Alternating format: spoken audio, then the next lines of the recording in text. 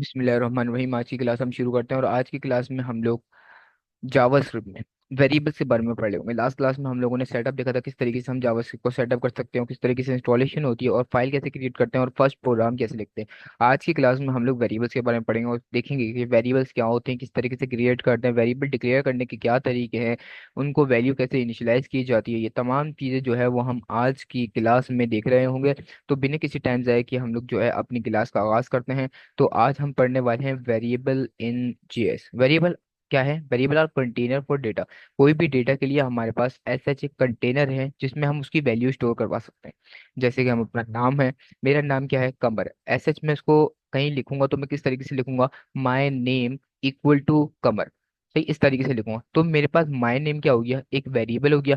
और कमर क्या हो गया? उसकी एक वैल्यू हो गया। इसी तरीके से उन्होंने यहाँ पे एक मेमोरी लोकेशन दी हुई है। यहाँ पे अगर आप देखें, यहाँ पे एक मेमोरी लोकेशन है। इसके अंदर भी एक इन्होंने एग्जाम्पल दी हुई है कि 14 हमारे पास वैल्यू है और रेडियस हमारे पास वेरिएबल का नेम है। आप एज्यूम करें कि हमारे पास मेमोरी लोकेशन है, हमारे लैपटॉप की जो मेमोरी होती है, लाइक जो रैम होती है उसके अंदर हमारे पास कोई भी वैल्यू स्टोर हो सकती है। जैसे कि हमारे पास हमने वैल्यू जो है वो स्टोर करवा दी 14। वो हमारे पास मेमोरी में एक अपनी बॉक्सेस बना के जगह बना के 14 स्टोर हो गई हमारी रैम के अंदर। और उसकी मैंने वेरिएबल क्या दिया हुआ है? रेडियस। अब जब कभी भी मैं पूरे प्रोग्राम में रेडियस को कॉल करूंगा तो उसकी 14 जो वैल्यू निकल के मेमोरी लोकेशन में से मेरे पास आ जाएगी। तो इसी तरीके से मैं मुख्तलिफ वेरिएबल बना सकता हूँ। साथ साथ हम यूज का जो है प्रैक्टिकल भी कर ले रहे हैं और ताकि हमें सारी चीज़ें जो है क्लियर हो जाए। मैं यहाँ पे आके जावास्क्रिप्ट के फोल्डर में आके हम इसमें CMD करके खोल ले रहे हैं इसको, इस फोल्डर को अपने VS कोड में। कोड स्पेस डॉट का क्या मतलब है? कोड खोल दो मेरे करंट डायरेक्टरी में। तो उसने यहाँ पे मेरे पास करंट डायरेक्टरी में मेरा कोड यहाँ पे ओपन कर दिया है। यहाँ पे मे भी पहले से कोई कोड लिखा हुआ है? बिल्कुल भी नहीं लिखा हुआ। हमारे पास फाइल जो है कम्प्लीटली खाली है। तो यहाँ पे इसको सबसे पहले तो हम अपने index.html को लाइव करते हैं ब्राउजर पे और देखते हैं यहाँ पे थोड़ी सी लोडिंग लेगा। फिर उसके बाद मेरे पास गो लाइव का ऑप्शन जो है मेरे पास यहाँ पे आ जाएगा। इसको देखते हैं, फिर जैसे ही आता है तो हम लोग आगे बढ़ते हैं। ये हमारे पास गो लाइव आ जाए, ये आ गया गो लाइव। जैसे ही मैंने गो लाइव पे क्लिक करा तो ये मेरे ब्राउजर पे एक खाली विंडो जो है मेरे पास ओपन कर देगा। ये देखिए, बिल्कुल ब्लैंक ब्राउजर पे मेरे पास एक फाइल की ओपन कर दी। अब जब मैं इस पे कोई काम करता हूँ, सबसे पहले चेक करता हूँ हमारे पास जावास्क्रिप्ट भी HTML काम कर रही है नहीं कर रही है। मैं HTML को चेक करने के लिए एक HTML क्रिएट करता हूँ और उसके अंदर हाई लिख दे रहा हूँ। तो यहाँ पे मैं जैसे ही आता हूँ तो हाई मतलब मेरे पास जावा HTML काम कर रही है। स्क्रीन थोड़ी सी जूम है इसलिए जो है बहुत हाई दिख रहा है। इसी तरीके से मैं जावास्क्रिप्ट को टेस्ट करने के लिए मैं यहाँ पे लिखता हूँ अलर्ट डाल दे रहे हैं, अलर्ट वेलकम।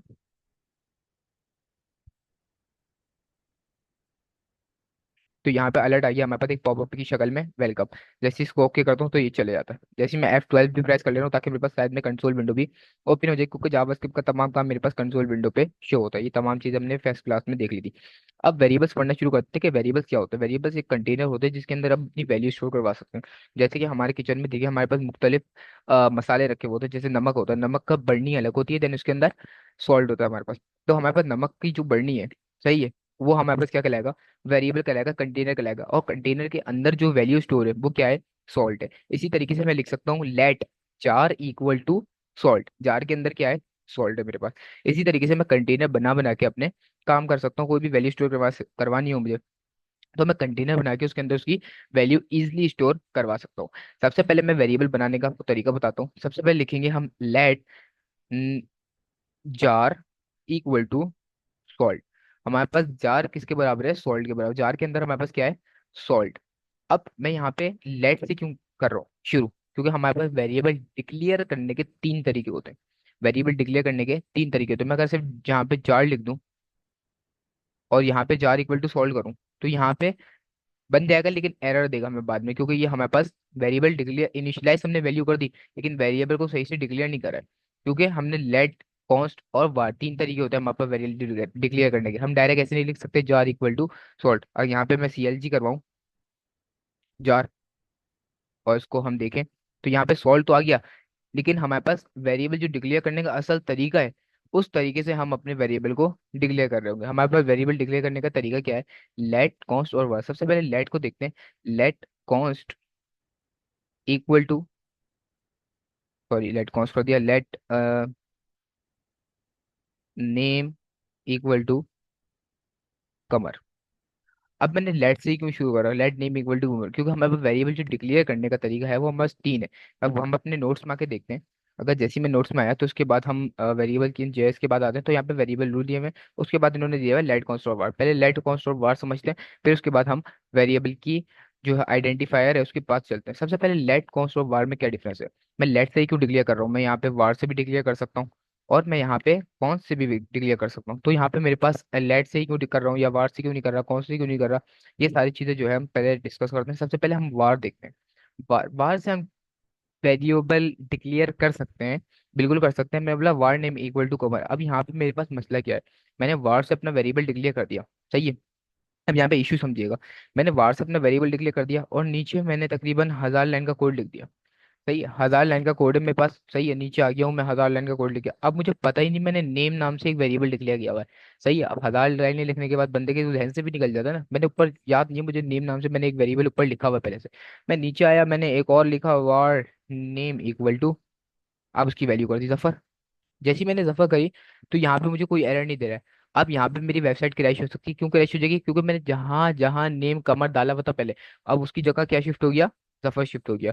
और जहाँ मैंने चेक कंडीशनल स्टेटमेंट लगा के या लॉजिकल स्टेटमेंट लगा के मैंने चेक किया हुआ था कि कमर वैल्यू होगी तो ये हो, मतलब ये सारी चीजें चेक की हुई थी, तो वहां पे पूरी मेरी वेबसाइट जो है क्रैश होने का खतरा है। तो वार से उससे अगर आप जहन में रख सकते हैं कि मैंने इस नाम से पहले वेरिएबल बनाया, तो आप कर सकते हैं, इजली वार को यूज कर सकते हैं। लेकिन अब वार को हम यूज नहीं करते। ES6 से हम पहले वार को यूज करते थे, लेकिन ES6 के बाद जो हमारे पास अपडेटेड वर्जन आया जावास्क्रिप्ट का, उसमें हमारे पास लेट और कॉन्स्ट इंट्रोड्यूस करवाया है। जो अब हम आज के केस में हम लेट और कॉन्स्ट से ही लेके चलते हैं और उन्हीं को हम ज्यादातर यूज कर रहे होंगे। तो यहाँ पे हमने लिखा हमारे पास आगे तो एरर नहीं दे, यहाँ पे साथ साथ प्रिंट भी करवाते जाएं। और जैसे ही मैं अपने ब्राउजर विंडो पे आके देखता हूँ, तो यहाँ पे जफर पहले हमने उसकी दी थी कवर, लेकिन हमने रीडिक्लेयर करके उसकी वैल्यू को सेट कर दी जफर। और जब जफर के बाद हमने अपना नेम प्रिंट करवाया तो यहाँ पे मुझे कौन सी वैल्यू दे रहा है, जफर प्रिंट करके दे रहा है। इसी तरीके से ये हमारे पास वेरिएबल जो है ये हमारे पास ग्लोबल स्कोप है। ग्लोबल स्कोप से क्या मुराद हुआ है, हम अपने पूरे कोड में कहीं भी यूज कर सकते हैं, हम एक ब्लॉक ऑफ कोड के अंदर भी यूज कर सकते हैं। ये ऐसे मैंने एक ब्लॉक ऑफ कोड बनाया और उसके अंदर भी मैंने अगर प्रिंट करवा दिया नेम को, सही है, तो यहाँ पे मुझे नेम प्रिंट करके दे देगा सफर, सही है, क्योंकि ग्लोबल स्कूल है। हम ग्लोबल कहीं भी यूज कर सकते हैं, ब्लॉक कोड के अंदर भी यूज कर सकते हैं और ब्लॉक कोड के बाहर भी हम यूज कर सकते हैं, इजीली यूज कर सकते हैं। वार का तो हमें समझ में आ गया कि हम वार को रीडिक्लेयर भी कर सकते हैं और अपडेट भी कर सकते हैं। यहाँ तक ये क्लियर है। देन अब समझते हैं लेट। लेट क्या होता है हमारे पास, मैंने बोला लेट नेम इक्वल टू कमर, सही है। अब मैं चाह रहा हूँ यहाँ पे पहले, सबसे पहले कमर को जो है प्रिंट करवाते हैं और यहाँ पे देखते हैं तो मेरे पास कमर वैल्यू वाली, सही है। अब मैं बोलता हूँ भाई मेरा नेम को जो है मैंने दोबारा एक वेरिएबल बनाया, सही है, मुझे बाद में याद नहीं रहा, मैंने 1000 लाइन का कोड लिख दिया। अब मेरे जहन में नहीं रहा कि नेम से पहले बनाया हुआ मैंने let name equal to Zafar दोबारा बना दिया। जैसे ही मैं एक वेरिएबल को लेट से जो डिक्लेयर हुआ है उसको दोबारा रीडिक्लेयर करूंगा तो मुझे एक एरर दे देगा, बोले cannot redeclare block scope variable name. मतलब अब ब्लॉक स्कोप वेरिएबल को रीडिक्लेयर नहीं कर सकते। हमारे पास लेट किस कौन सा है, हमारे पास ब्लॉक स्कोप वेरिएबल है। लेट वेरिएबल कौन सा है, ब्लॉक स्कोप वेरिएबल है। अब बोल रहा है लेट का एक दफा से आपने नेम का वेरिएबल बनाया हुआ है, अब दोबारा वेरिएबल का नेम डिक्लेयर यहाँ पे नहीं कर सकते। तो हमारे लिए यहाँ पे कितनी आसानी हो गई कि अगर बाद में अगर मैंने दोबारा नेम से बनाने की कोशिश भी करी तो हाथ क्या मुझे एरर दे देगा और बता देगा आप इससे पहले एक नाम बना चुके हैं, अब दोबारा ये गलती आप नहीं कर सकते। तो यहाँ पे जो है मेरे लिए बहुत आसानी हो गई। अब यहाँ पे दूसरा इसका केस क्या है, ये जो है हम इसको रीडिक्लेयर कर सकते हैं। अगर मैं बोलूँ नेम इक्वल टू जफर, मैं रीडिक्लेयर अगर करना चाहूँ तो यहाँ पे कंप्लीटली वैलिड है।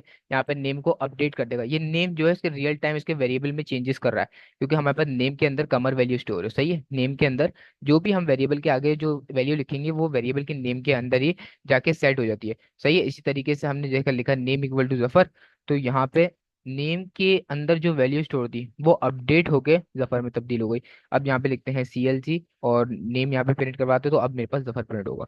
नीचे देखिए जफर प्रिंट हो रहा है और उसके ऊपर लिखवाया हुआ तो कमर प्रिंट हो रहा है। अच्छा ये एक ब्लॉक स्कोप वेरिएबल है, मतलब ब्लॉक स्कोप वेरिएबल का मतलब है ये ग्लोबल स्कोप कहीं भी यूज नहीं कर सकते, एक ब्लॉक एक हदूद के अंदर रह के यूज कर सकते हैं। मैं चाह रहा हूँ कि एक ब्लॉक स्कोप वेरिएबल बनाऊं और उसके अंदर मैं प्रिंट करवाना चाहूँ नेम को, सही है। तो इसको प्रिंट करवाते हैं तो यहाँ पे प्रिंट यहाँ पे भी हो जाएगा, क्योंकि ब्लॉक इसको वेरिएबल ब्लॉक के अंदर भी इसको इस्तेमाल कर सकते हैं। इसी तरीके से हमारे पास एक होता है कॉन्स्ट। कॉन्स्ट का हमारे पास क्या होता है, जैसे कॉन्स्ट का हम देखें तो कॉन्स्ट नेम इक्वल टू, हमने यहाँ पे लिखा जफर। जैसे मैंने const name equal to Zafar कर दिया, सही है। अब इस केस में क्या होगा, मैं इसको रीडिक्लेयर करने की कोशिश करता हूँ। मैं बोलता हूँ दोबारा मैंने 1000 लाइन का कोड लिखा और मैंने कॉन्स्ट से डिक्लेयर किया हुआ वेरिएबल। अब मैं जैसी कॉन्स्ट को रीडिक्लेयर करने की कोशिश करूंगा, कॉन्स्ट नेम इक्वल टू कमर, तो यहाँ पे मुझे एरर देगा। वही वाला जो लेट में मुझे एरर दे रहा था वो सेम मुझे एरर यहाँ पे देगा, cannot redeclare block scope variable name. सही है, आप दोबारा रीडिक्लेयर नहीं कर सकते। अच्छा, मैं यहाँ पे अपडेट कर दूं तो लेट के केस में तो हम अपडेट कर पा रहे थे, लेकिन इसके केस में हम अपडेट भी नहीं कर पाएंगे। कॉन्स के केस में ये एरर अभी यहाँ पे नहीं दे रहा, लेकिन ये हमारे पर रन टाइम पे एरर देगा। जैसे इसको मैं यहाँ पे CLG करके प्रिंट करवाता हूँ नेम को, तो यहाँ पे क्या दे रहा है, यहाँ देखिए यहाँ पे एक एरर दे रहा है, uncaught type type error assignment to constant variable at. मतलब आप कांस्टेंट वेरिएबल में कोई वैल्यू असाइन करने की कोशिश कर रहे हैं जो कि यहाँ पे कम्प्लीटली इनवैलिड है। यहाँ पे आप ये काम लाजमी नहीं कर सकते, क्योंकि हमने अपडेट करा है, अपडेट भी नहीं कर सकते और रीडिक्लेयर भी नहीं कर सकते। तो हमारे पास ये डिफरेंस होता है लेट, कॉन्स्ट और वार में। वार से हम वेरिएबल डिक्लेयर कर सकते हैं और अपडेट कर सकते हैं, ग्लोब इसको वेरिएबल है। वेरिएबल से हम ना तो रीडिक्लेयर कर सकते हैं बट अपडेट कर सकते हैं वेरिएबल को, ये ब्लॉक इसको वेरिएबल है। कॉन्स्ट के केस में हम वेरिएबल को ना तो रीडिक्लेयर करते हैं और ना ही अपडेट कर सकते हैं। तो ये होते हैं कुछ हमारे पास वार, लेट और कॉन्स्ट के डिफरेंस। उम्मीद है कि यहाँ तक कि हमने समझ लिया होगा। अब वेरिएबल के कुछ रूल्स पढ़ ले रहे हैं कि वेरिएबल के हमें बनाने के रूल क्या क्या हैं। जैसे मैं यहाँ पे लिख रहा हूँ लेट नेम इक्वल टू कमर। सही है, अब वेरिएबल को डिक्लेयर करने के हमारे पास क्या तरीकेकार हैं, ये सब थोड़ा सा समझते हैं। देखिए, वेरिएबल को जब भी मैं डिक्लेयर करूंगा, जैसे लेट नेम, अच्छा डिक्लेयर करना और इनिशियलाइज करना ये समझ ले रहे हैं। जब भी लेट नेम करता हूँ तो ये वेरिएबल को डिक्लेयर कर रहा हूँ, उसकी जब वैल्यू सेट कर दूंगा तो मतलब उसको वैल्यू इनिशियलाइज कर दी मैंने। सही है, वेरिएबल को डिक्लेयर करना मतलब लेट के आगे कोई भी वैल्यू नेम लिखते हैं वेरिएबल का नेम, तो यहाँ पे मैंने वेरिएबल को डिक्लेयर कर दिया और जैसे ही उसके सामने उसकी वैल्यू डाल देते हैं तो मतलब उसको वैल्यू इनिशियलाइज कर दी। लेट नेम इक्वल टू कमर। सही, अब वेरिएबल के रूल क्या है, हम वेरिएबल के नेम में जो भी हम वेरिएबल का नेम बनाए उसमें या तो हम कोई भी स्ट्रिंग यूज कर सकते हैं, या तो कोई डॉलर का साइन यूज कर सकते हैं, या तो कोई अंडरस्कोर यूज कर सकते हैं, या XYZ कोई भी डिजिट यूज कर सकते हैं। ये हमारे पास कंप्लीटली वैलिड हैं ये चीजें। कौन कौन सी, कोई भी हमारे पास स्ट्रिंग हो सकता है, डॉलर का साइन हो सकता है, हाइफन हो सकता है, या तो हमारे पास कोई भी इंटीजर हो सकता है। ये हमारे पास कंप्लीटली वैलिड है। अगर मैं चाह रहा हूँ कोई माइनस का साइन डालना तो ये हमारे पास वैलिड नहीं है, एरर दे देगा। अगर इसी तरीके से मैं इक्वल टू डालूंगा तो भी ये एरर दे देगा। इसी तरीके से मैं अगर एट द रेट डालूंगा तो भी एरर दे देगा।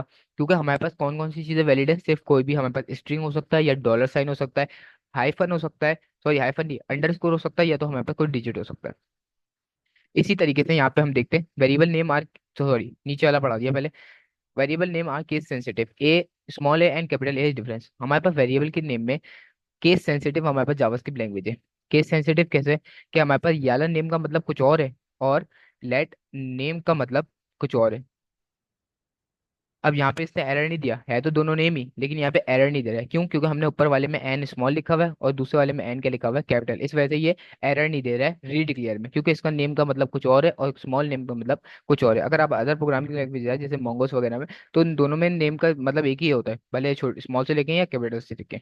तो ये जावास्क्रिप्ट हमारे पास क्या हो गई, केस सेंसिटिव लैंग्वेज हो गई। इसी तरीके से हम दूसरा पॉइंट पढ़ते हैं। दूसरा पॉइंट में क्या कह रहे हैं, only letters digits underscore and dollars allowed not even space. मैं जैसे अभी आपको बताया कि हम नेम के वेरिएबल में या तो डॉलर का साइन यूज कर सकते हैं, या कोई भी डिजिट यूज कर सकते हैं, या तो अंडरस्कोर यूज कर सकते हैं, और कोई भी स्ट्रिंग यूज कर सकते हैं। इवन हम बीच में एक स्पेस भी दे देंगे तो ये हमारे पास अलाउड नहीं है वेरिएबल के नेम में।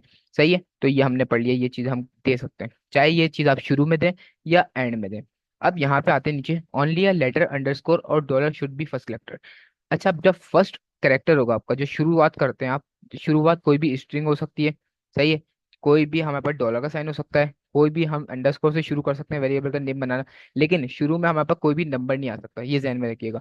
जब भी वेरिएबल हम डिक्लेयर करते हैं तो वेरिएबल के डिक्लेयर में शुरू में कोई भी नंबर नहीं आएगा, स्ट्रिंग से शुरू होगा, अंडरस्कोर से शुरू होगा, सॉरी हाइफन से शुरू, अंडरस्कोर से शुरू होगा, और या तो डॉलर से शुरू होगा। नंबर एंड में आ सकते हैं, बीच में आ सकते हैं, आखिर में नहीं आएगा। तो ये चीज आपको कुछ ध्यान में रखनी है। उसके बाद है reserve word can not be a variable. Reserve word कौन से होते हैं, जो जावास्क्रिप्ट जिन चीजों को पहले से जानता है, जैसे कि लेट कॉन्स्ट, ये सब पहले पता है ना, तो क्या मतलब है वेरिएबल डिक्लेयर करने के कीवर्ड है, वो तो जावास्क्रिप्ट पहले से जानता है। जैसे मैं अगर लेट के नाम से कीवर्ड वो वेरिएबल को डिक्लेयर करने की कोशिश करूँ तो मुझे यहाँ पे एरर दे देगा। इसी तरीके से कॉन्स्ट से मैं अपने वेरिएबल डिक्लेयर करने की कोशिश करूँ तो मुझे एरर दे देगा। हमारे पास कंडीशनल स्टेटमेंट में इफ एल्स होते हैं, मैं अगर इफ से करूंगा तब भी एरर दे देगा। सही है, अगर मैं एल्स से करूँगा तब भी मेरे पास एरर दे देगा। इसी तरीके से मेरे पास बहुत सी और चीज़ें होती हैं, जैसे कि क्या क्या होता है हमारे पास और होता है, और भी हमारे पास एरर देता है। नहीं, और ये तो हमारे पास पाइथन में होते हैं। एंड एंड होता है, और होता है, और भी हमारे पास मुख्तलिफ जो भी रिजर्व कीवर्ड होते हैं जिनको पाइथन पहले से जानता है। तो बस उस नेम से हम अपना वेरिएबल डिक्लेयर नहीं कर सकते। सही है। तो यहाँ पे हमने ये चीज़ जो है पहले से जहन में रखनी है। अच्छा, यहाँ पे हम मैं आपको रिजर्व कीवर्ड दिखा भी देता हूँ। रिजर्व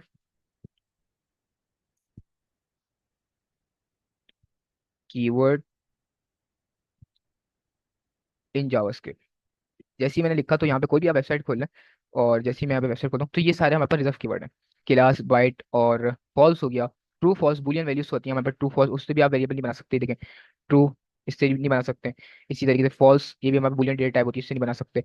और भी इन्होंने लॉन्ग पैकेज रिटर्न की स्टेटमेंट होती है हमारे पास फंक्शन में, तो इससे भी नहीं बना सकते। फंक्शन में हम रिटर्न करते हैं, तो इससे भी आप नहीं बना सकते। इसी तरीके से स्विच होता है, टाइप ऑफ होता है, वाइल लूप होते हैं हमारे पास। लूप होता है, जैसे हम वाइल लगाते हैं, वाइल लूप के लिए यूज करते हैं, इससे भी नहीं बना सकते हैं। फॉर भी हम यूज करते हैं, फॉर से भी नहीं बना सकते। तो इसी तरीके से बेतहाशा हमारे पास कीवर्ड होते हैं जो उनको आपको ध्यान में रखने की जरूरत तो ऐसा है नहीं, लेकिन जैसे हम आगे आगे सीखेंगे ये सब चीज़ आपको खुद ही याद हो जाएंगे। ट्राई कैच के ब्लॉक होते हैं। सही है। तो ये हम इस तरीके से हम, या कोई भी हमें कुछ चीज़ समझ में नहीं आ रही हो, हम गूगल सर्च कर सकते हैं। तो उम्मीद है कि यहाँ तक कि आपको समझ में आ गया होगा कि किस तरीके से हम वेरिएबल को डिक्लेयर करते हैं और उनकी वैल्यू किस तरीके से इनिशियलाइज करते हैं। इसी तरीके से आगे बढ़ते हैं। हमारे पास है डेटा टाइप्स। अब नेक्स्ट क्लास में हम लोग डेटा टाइप्स के बारे में पढ़ लेंगे कि डेटा टाइप्स हमारे पास क्या होती हैं, उनका यूज केस क्या होता है, उनको किस तरीके से हम यूज कर सकते हैं। आज की क्लास में यहीं तक रखते हैं। इंशाल्लाह नेक्स्ट क्लास में आप लोगों से मुलाकात होती है। अल्लाह हाफिज़।